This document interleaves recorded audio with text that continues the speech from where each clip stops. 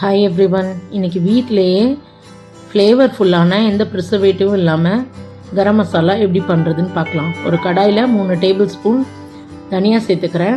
இதை நல்லா 20-30 second roast பண்ணிக்கோங்க. கலர் மாறணும்னு அவசியம் இல்லை, ஹீட் பண்ணால் போதும்.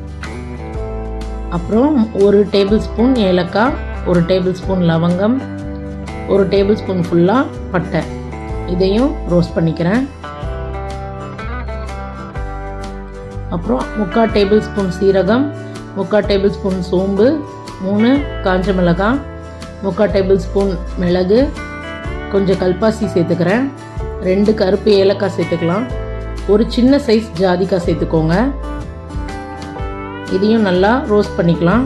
இது கூட 5-6 பிரியாணி இலை, இதையும் சேர்த்து 20-30 செகண்ட் ரோஸ்ட் பண்ணிக்கலாம்.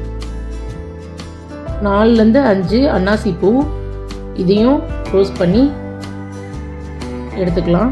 எல்லாத்தையும் மிக்சர் கிரைண்டரில் போட்டு ஃபைன் பவுடராக அரைச்சிங்கன்னா ரொம்ப ஃப்ளேவர்ஃபுல்லான கரம் மசாலா ரெடி. கண்டிப்பாக ட்ரை பண்ணி பாருங்கள். தேங்க்யூ.